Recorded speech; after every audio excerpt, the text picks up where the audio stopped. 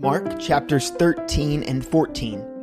Then as he went out of the temple, one of his disciples said to him, "Teacher, see what manner of stones and what buildings are here." And Jesus answered and said to him, "Do you see these great buildings? Not one stone shall be left upon another that shall not be thrown down." Now as he sat on the Mount of Olives opposite the temple, Peter, James, John, and Andrew asked him privately, "Tell us, when will these things be? And what will be the sign when all of these things will be fulfilled?" And Jesus answered them, began saying, "Take heed that no one deceives you. For many will come in my name, saying, 'I am he,' and will deceive many. But when you hear of wars and rumors of wars, do not be troubled, for such things must happen, but the end is not yet. For nation will rise against nation, and kingdom against kingdom. And there will be earthquakes in various places, and there will be famines and troubles. These are the beginnings of sorrows.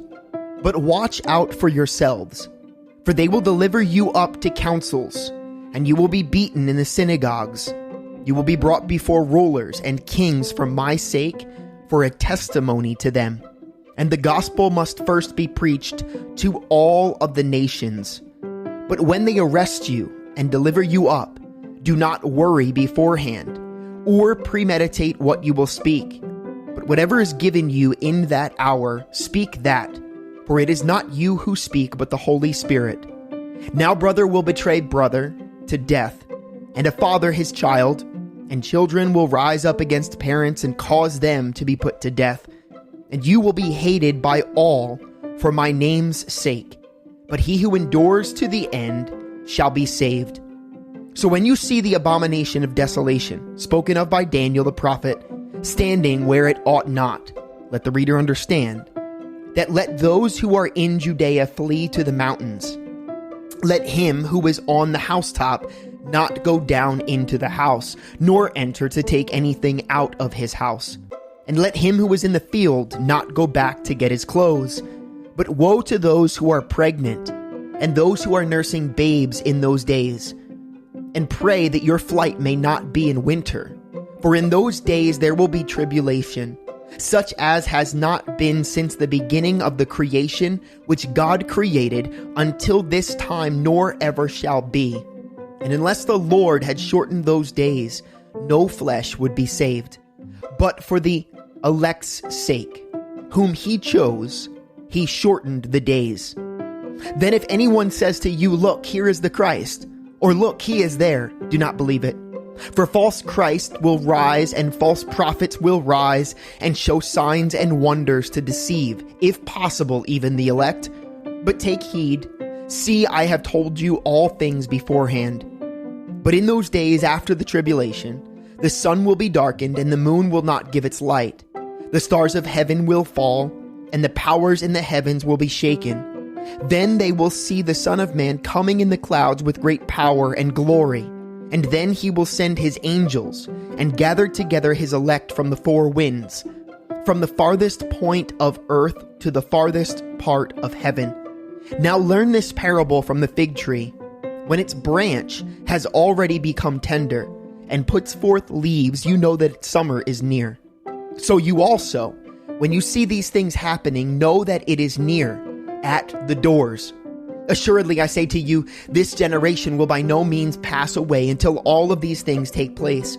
Heaven and earth will pass away, but my words will by no means pass away. But of that day and hour no one knows, not even the angels in heaven, nor the Son, but only the Father. Take heed, watch and pray, for you do not know when the time is. It is like a man going to a far country, who left his house and gave authority to his servants and to each his work, and commanded the doorkeeper to watch.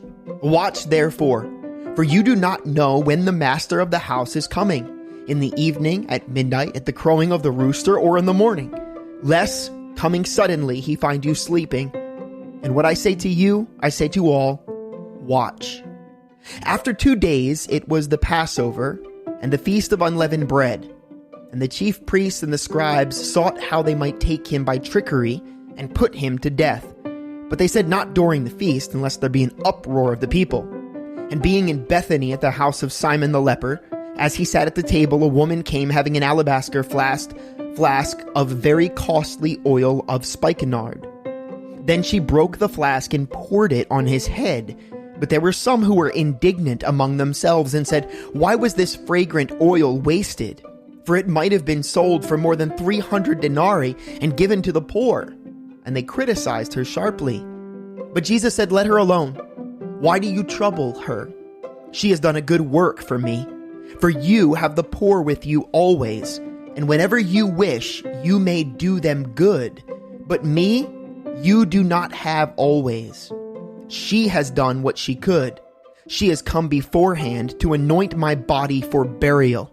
Assuredly, I say to you, wherever this gospel is preached in the whole world, what this woman has done will also be told as a memorial to her. Then Judas Iscariot, one of the 12, went to the chief priests to betray him to them. And when they heard it, they were glad and promised to give him money. So he sought how he might conveniently betray him. Now on the first day of unleavened bread, when they killed the Passover lamb, his disciples said to him, where do you want us to go and prepare that you may eat the Passover? And he sent out 2 of his disciples and said to them, go into the city, and a man will meet you carrying a pitcher of water. Follow him. Wherever he goes in, say to the master of the house, the teacher says, where is the guest room in which I may eat the Passover with my disciples? Then he will show you a large upper room furnished and prepared. There make ready for us. So his disciples went out and came into the city and found it just as he had said to them, and they prepared the Passover. In the evening he came with the 12.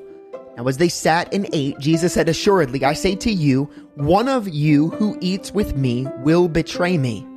And they began to be sorrowful and say to him, one by one, is it I?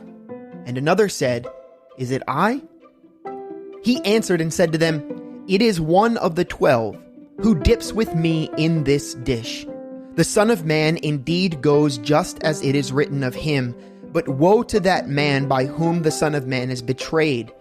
It would have been good for that man if he had never been born. And as they were eating, Jesus took bread, blessed and broke it, and gave it to them, and said, take, eat, this is my body. Then he took the cup, and when he had given thanks, he gave it to them, and they all drank from it. And he said to them, this is my blood of the new covenant, which is shed for many. Assuredly, I say to you, I will no longer drink of the fruit of the vine until that day when I drink it new in the kingdom of God. When they had sung a hymn, they went out to the Mount of Olives. Then Jesus said to them, all of you will be made to stumble because of me this night. For it is written, I will strike the shepherd and the sheep will be scattered. But after I have been raised, I will go before you to Galilee. Peter said to him, even if all are made to stumble, yet I will not be. Jesus said to him, assuredly, I say to you that today, even this night, before the rooster crows twice, you will deny me 3 times. But he spoke more vehemently, if I have to die with you, I will not deny you. And they all said likewise. Then they came to a place in which was named Gethsemane. And he said to his disciples, sit here while I pray. And he took Peter, James, and John with him, and began to be troubled and deeply distressed. Then he said to them, my soul is exceedingly sorrowful, even to death. Stay here and watch. He went a little further and fell on the ground, and prayed that if it were possible, the hour might pass from him. And he said, Abba, Father, all things are possible for you. Take this cup away from me. Nevertheless, not what I will, but what you will. Then he came and found them sleeping, and said to Peter, Simon, are you sleeping? Could you not watch 1 hour? Watch and pray, lest you enter into temptation.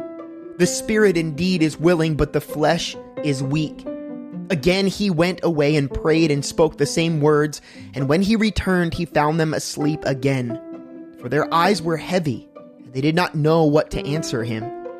Then he came the 3rd time and said to them, Are you still sleeping and resting? It is enough. The hour has come. Behold, the Son of Man is being betrayed into the hands of sinners. Rise, let us be going. See, my betrayer is at hand." And immediately while he was still speaking, Judas, one of the 12, with a great multitude, with swords and clubs, came from the chief priests and the scribes and the elders. Now his betrayer had given them a signal, saying, "Whomever I kiss, he is the one. Seize him and lead him away safely." As soon as he had come, immediately he went up to him and said to him, "Rabbi, Rabbi," and kissed him. Then they laid their hands on him and took him. And one of those who stood by drew his sword and struck the servant of the high priest and cut off his ear. And Jesus answered and said to them, "Have you come out as against a robber, with swords and clubs to take me? I was daily with you in the temple teaching you, and you did not seize me. But the scriptures must be fulfilled." Then they all forsook him and fled. Now a certain young man followed him, having a linen cloth thrown around his naked body, and the young men laid hold of him, and he left the linen cloth and fled from them naked.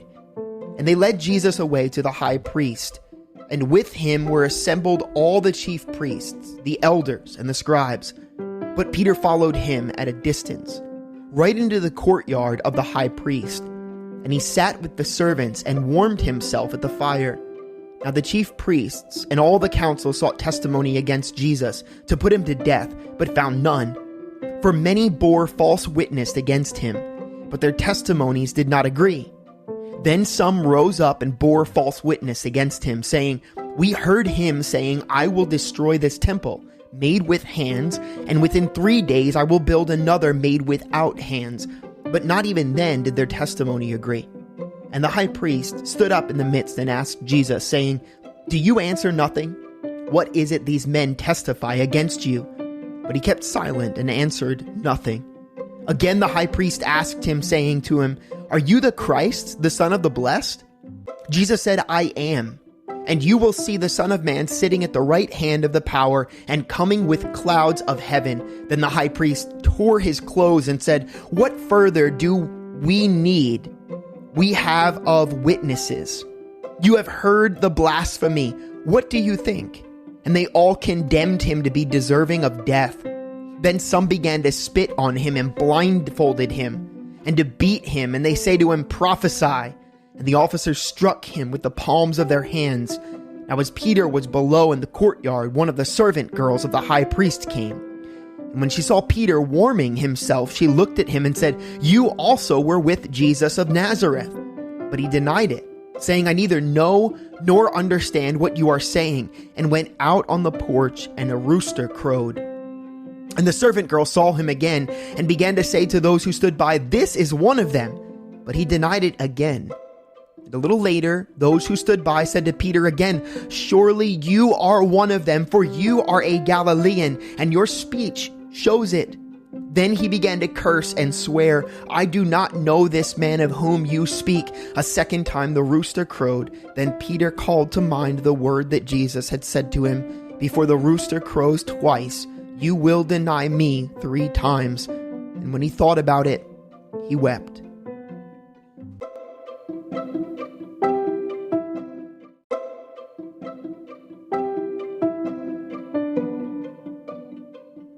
Psalm 101.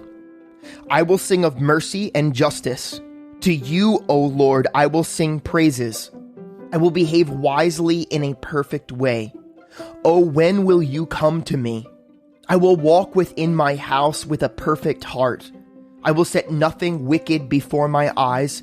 I hate the work of those who fall away. It shall not cling to me. A perverse heart shall depart from me. I will not know wickedness. Whoever secretly slanders his neighbor, him I will destroy. The one who has a haughty look and a proud heart, him I will not endure. My eyes shall be on the faithful of the land, that they may dwell with me. He who walks in a perfect way, he shall serve me. He who works deceit shall not dwell within my house. He who tells lies shall not continue in my presence. Early I will destroy all the wicked of the land. that I may cut off all the evildoers from the city of the Lord.